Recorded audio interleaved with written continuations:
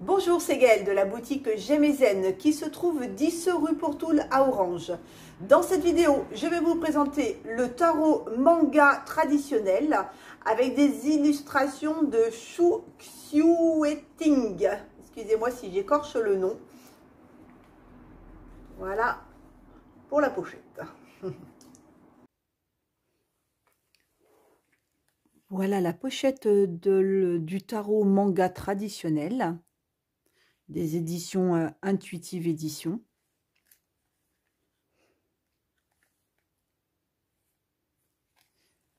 Au mois de mars 2022, le jeu est à 24,90 €. On va maintenant aller voir à l'intérieur. Donc, c'est pas comme un coffret ou comme un oracle. Hein. Vous avez uniquement les lames du tarot, donc les 78. Hein. Il y a les majeurs et puis les arcanes. Mais voilà, il faut idéalement connaître le tarot pour pouvoir utiliser ce genre de jeu, car comme vous allez voir, voilà l'épaisseur du livre explicatif. Donc c'est pas avec lui que vous allez apprendre à tirer le tarot de Marseille. Là, c'est plutôt avec lui que vous allez faire des interprétations à votre sauce, mais avec une image différente. Et là, en l'occurrence, on est sur le thème du manga. Alors, attendez, le petit fascicule, on le découvrira après. Je vais le mettre là, comme ça, vous pouvez voir encore la boîte. Voilà. Donc là, c'est la petite carte voilà, de présentation. Donc, ça, c'est quoi, ça? C'est pour plus d'informations. Donc, c'est une carte de présentation aussi, que l'on va enlever. Donc, le dos de la carte est comme ça. La tranche classique, blanche, pas de dorure. Et donc, on va commencer donc avec les cartes donc, de ce tarot par le fou, le magicien, la grande oh mais je vais pas y arriver, la grande prêtresse. Ouh, bah punaise. Excusez-moi pour le petit bug. L'impératrice, l'empereur, l'hiérophante, les amoureux, le chariot, la force, l'ermite,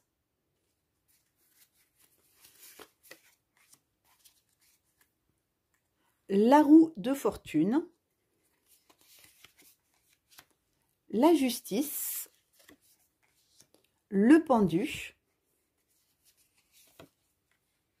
la mort, la tempérance,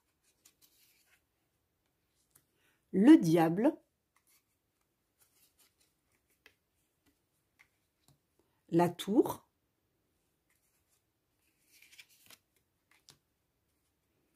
l'étoile, la lune,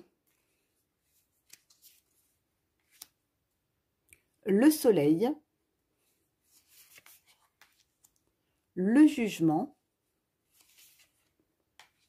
le monde. On arrive donc maintenant aux arcanes mineurs avec donc en premier la série des coupes, donc avec l'as de coupe, le 2 de coupe, le 3 de coupe, 4 de coupe, 5 de coupe, 6 de coupe, 7 de coupe, 8 de coupe, le 9 de coupe, le 10 de coupe, le valet de coupe,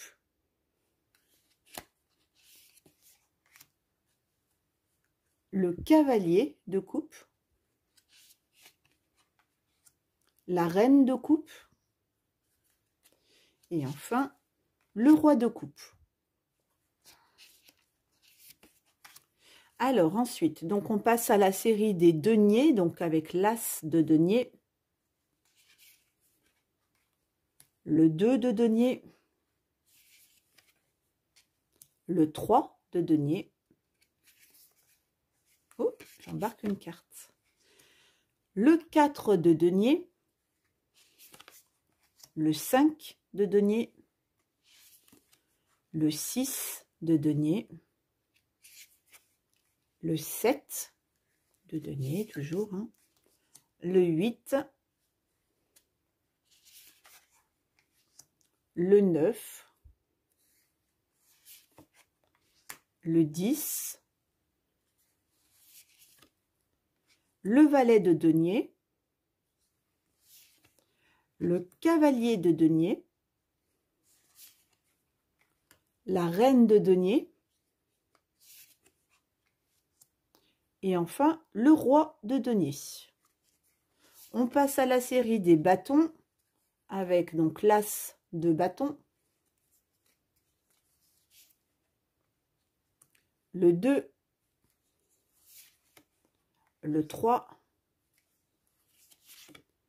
le 4, le 5,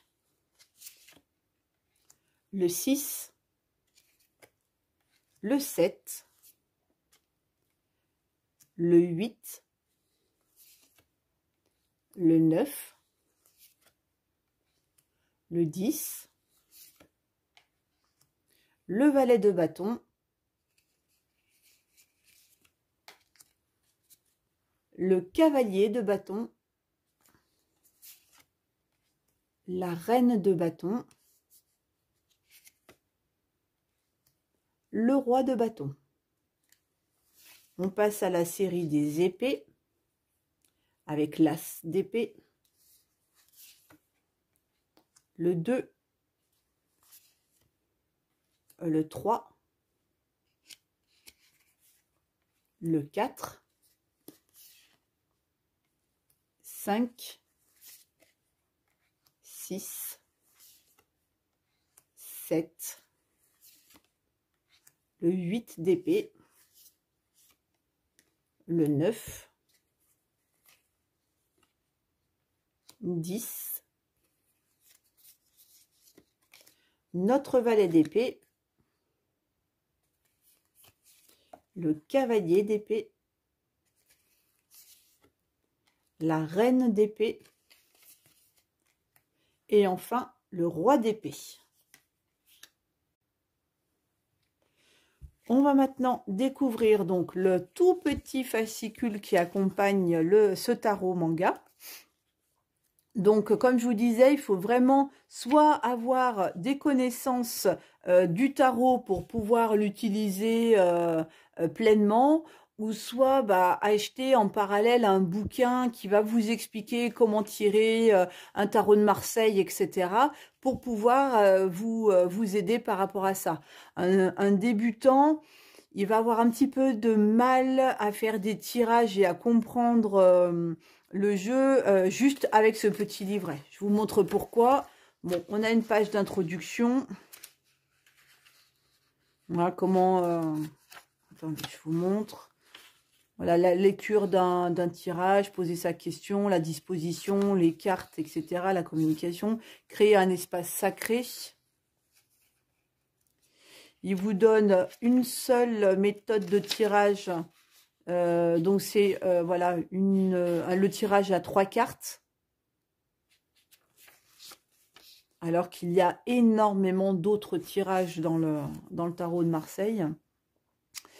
Après, bon voilà, les cartes, elles ont très très peu d'explications. Donc là, c'est les arcanes majeures. Vous voyez, c'est deux mots clés en fait pour vous donner un petit peu l'idée de la carte. Alors, vous pouvez faire un petit tirage avec ça, mais c'est vrai que vous n'allez pas aller bien loin non plus, quoi, en fait. Voilà. Après, vous avez donc la signification des des coupes, des bâtons, des deniers, et puis des épées. Voilà. Et puis c'est tout, quoi. Hein. C'est tout. Donc voilà, si vraiment vous êtes débutant et que vous avez acheté ce jeu ou que vous avez trouvé ce jeu magnifique et que vous voulez l'acheter, je vous invite vraiment à soit acheter un bouquin ou soit à regarder sur YouTube ou sur d'autres plateformes des méthodes de tirage ou des méthodes où on vous donne l'interprétation des cartes pour pouvoir vous aider à faire une meilleure interprétation, à mieux comprendre vos cartes en fait. Hein. On va passer donc au petit tirage pour vous donner un petit aperçu avec ce que l'on peut avoir comme réponse avec ce tarot le tarot manga traditionnel. Alors après, je tiens à vous préciser, je suis pas vraiment une grande douée du tarot. Je tiens à vous le dire parce que c'est pas quelque chose que j'utilise beaucoup le tarot quoi. Donc voilà, je vais vous faire 3 petits tirages comme ça pour vous donner un petit aperçu. Voilà, je suis pas la plus calée pour faire un super tirage avec le tarot quoi. Donc voilà, comme j'ai pris l'habitude maintenant de faire des petites guidances à la fin de mes présentations, je vais quand même la faire. Mais je vais vraiment vous donner les 3 mots-clés qui sont écrits dans le bouquin parce que c'est vraiment pas quelque chose que je maîtrise et que je pratique, le tarot. Autant les oracles, on peut vraiment laisser partir ses intuitions par rapport au texte, enfin ses intuitions, ses ressentis par rapport au texte qu'il nous donne. C'est juste une interprétation de lecture. Autant le tarot, faut quand même aller vachement plus loin, quoi. Et là, je sais pas faire. Il faut savoir le dire aussi. Quand on ne sait pas, on ne sait pas. Donc là, ce qui ressort en dos de deck, c'est l'as de denier. Et l'as de denier, c'est quoi? Donc l'as de denier, c'est toutes les petites choses précieuses. Voilà. Et il y a, tiens, au fait, quelque chose que j'ai oublié de vous dire, quelque chose que j'avais trouvé intéressant. Il nous donnait un petit peu les tendances des cartes, enfin des coupes. Donc les coupes, c'est tout ce qui va regrouper les émotions, les sentiments, et ça va être aussi l'eau. Les deniers, c'est plutôt tout ce qui est lié à la richesse, à la vie, puis à la terre. Les bâtons, c'est tout ce qui est lié aux passions, à l'énergie et au feu. Et les épées, c'est tout ce qui est lié à la rationalité, la communication et l'air. Voilà. Donc ça peut aussi donner une petite idée, un petit peu voilà, si on a des deniers, eh ben on va plutôt être sur le thème de la richesse de la vie que du sentiment, par exemple, quoi. Voilà. Et là, qu'est-ce qu'il disait? Les arcanes mineures comptent également 4 cartes de cour qui apparaissent dans chaque suite: le valet, le cavalier, la reine, le roi. Ils se réfèrent à des attitudes, des rôles ou des types de personnalités. Donc le valet, on est plutôt sur l'apprentissage, être au début de quelque chose, donc ça va être quelque chose qui commence. Le cavalier, ça va être agir, pousser en avant. La reine, ça va être comprendre et percevoir. Et le roi, c'est ordonner et contrôler. Bon, avec toutes ces petites explications, on va essayer de se faire un petit tirage, mais voilà, soyez indulgents avec mon tirage et surtout, n'hésitez pas à y mettre dans les commentaires vos propres interprétations. Ça me fait vraiment plaisir de recevoir des petits commentaires de votre part, donc n'hésitez pas à me marquer, à me dire comment vous auriez interprété ces tirages, parce que je suis vraiment curieuse de savoir comment on peut interpréter ce jeu-là. Alors, attendez, est-ce que je peux le remonter? Yes, je peux le remonter. Pour aider à faire le choix du tirage, donc j'ai sélectionné 3 pierres brutes. Donc la première est un cristal de roche, un petit amas de cristal de roche. Donc, les propriétés du cristal de roche, on est déjà sur un canal énergétique qui va purifier, nettoyer toutes les énergies négatives que l'on peut recevoir ou accumuler. C'est aussi une pierre qui nous donne énormément d'énergie, donc sur laquelle vous pouvez positionner vos pierres pour les recharger.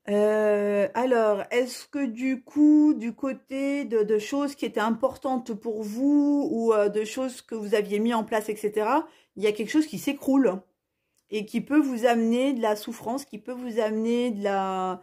Peut-être que ce soit dur à se relever, en fait, de la perte de ces choses qui étaient précieuses à vos yeux. Euh, En tout cas, ouais, si c'est tribulation et souffrance, celle-ci, c'est que du coup, vous êtes dans une posture où ça vous amène quelque chose qui est pas forcément sympa à vivre, quoi. Allez, 10 de coupe, est-ce que c'est une belle carte au moins, celle-ci? C'est les sentiments. Ah, et ben celle-ci, c'est l'harmonie. Alors, si on essaye d'interpréter... peut-être que tout simplement, il fallait passer par cette période où vous lâchiez tout ce qui était le matériel, tout ce qui était voilà des choses auxquelles vous vous attachiez que vous n'arriviez pas à lâcher. Ben, ça vous a fait vachement mal, mais en attendant, c'était quand même un mal nécessaire pour pouvoir derrière reconstruire quelque chose dans l'harmonie, l'abondance. Regardez là. Il est quand même pas mal, le gars ou la minette, quoi. Il y a deux enfants. C'est un couple qui a l'air d'être heureux. Regardez, elle sourit. Enfin, je sais pas, il y a de l'amour sur cette carte. C'est donc voilà, peut-être qu'il faut. Et ça vient à quoi je pense, en fait. Bon, après, je compte vraiment sur vous hein, pour me donner vos interprétations. Mais c'est comme si, par exemple, vous étiez attaché à une situation et qui vous fait souffrir, en fait. Et qu'il y a un moment, il va falloir passer par là, on n'a plus le choix, il faut que tu lâches ce truc, parce que derrière, en fait, il n'y a que par cette mince, comment on dit là, cette obligation de lâcher ce passé qui est dans la matière, qui est dans, bah voilà, pour pouvoir arriver sur quelque chose de beaucoup plus harmonieux, où vous allez être heureux. En tout cas, il y a un bel avenir avec cette carte-là. Bon, voilà pour ma première interprétation de tarot. Allez, deuxième interprétation, donc pour les personnes qui avaient choisi la Fuchsite Rubis. Donc, on a le valet d'épée, le 10 de bâton et le fou. Donc là, de nouveau, on a une arcane majeure et deux mineures, sachant que les épées... C'est tout ce qui est lié à la rationalité, à la communication et aussi à l'air. Et comme c'est un valet, c'est sur quelque chose où on est sur l'apprentissage, on est sur quelque chose où on est au début de quelque chose. Les bâtons, c'est tout ce qui est lié aux passions, à l'énergie et au feu. Allez, c'est parti. Valet d'épée, qu'est-ce que ça peut nous dire, ce petit valet d'épée? Donc, qu'est-ce que ça peut nous dire? Ça y est. Alors, le valet d'épée, ça nous dit vivre comme un idéaliste. Donc, voilà, vivre comme un idéaliste. Donc, on va essayer de développer avec le reste.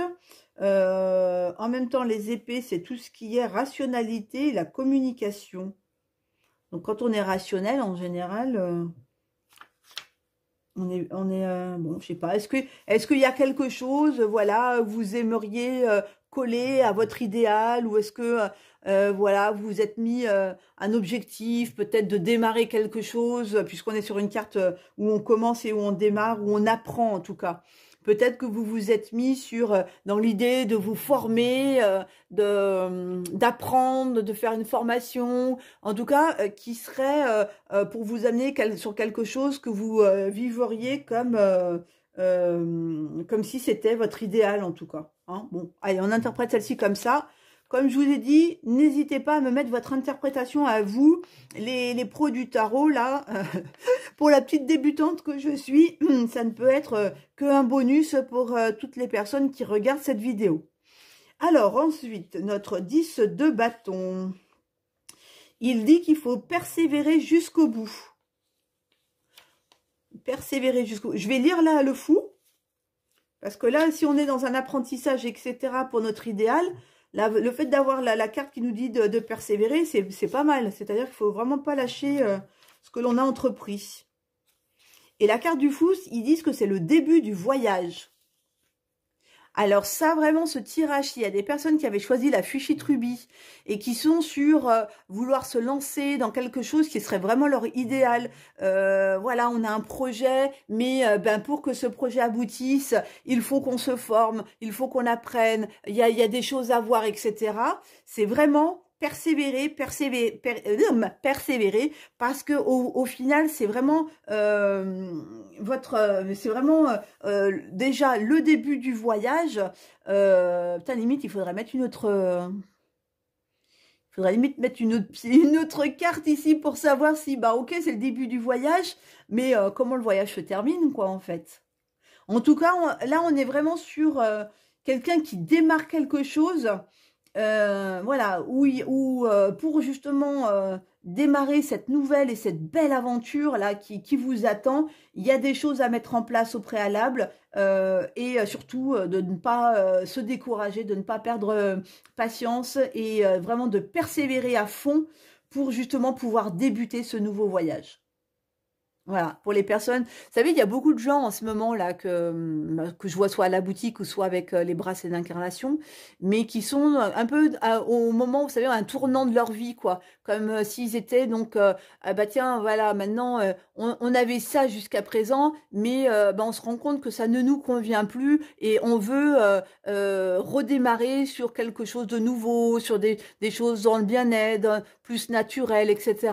Ça me fait un peu penser à ça, ce tirage. C'est-à-dire que, voilà, là, ça nécessite... bah, ton idéal, c'est, ok, bah, c'est de faire thérapeute en bien-être.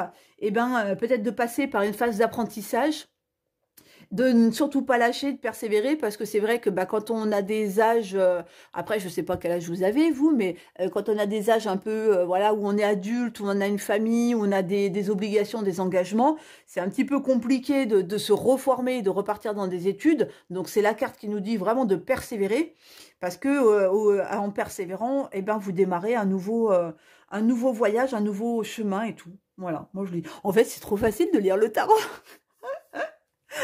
Mais pourquoi ne m'y étais-je pas mis avant? Allez, voilà pour celui-là.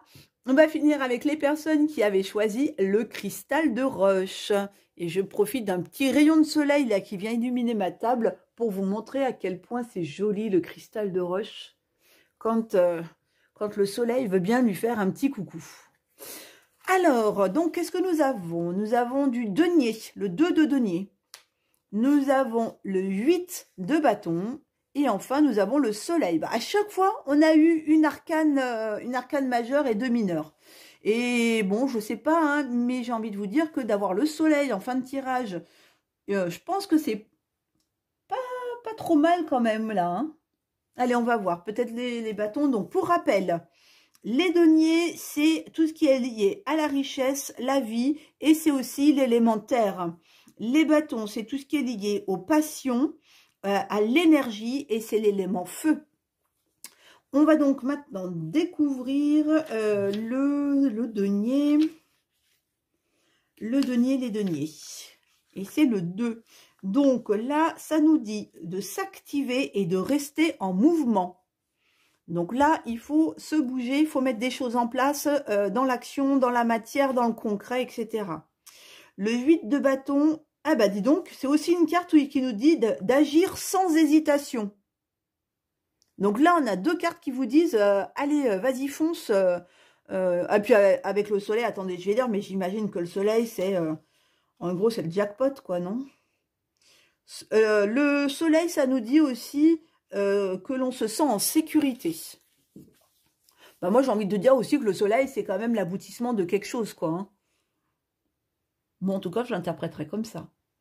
Donc là, pour les personnes qui avaient choisi le cristal de roche, qui sont en plein dans un questionnement de savoir est-ce qu'il faut qu'ils y aillent, est-ce qu'il faut qu'ils le fassent, est-ce qu'il faut qu'ils passent à l'action ou quoi que ce soit, vous avez deux cartes qui vous disent qu'il faut que vous fassiez les choses sans hésitation, d'allez-y, foncez, foncez, foncez. Au final, c'est le soleil et c'est de toute façon, vous êtes en sécurité, donc vous êtes protégé dans ce que vous souhaitez entreprendre.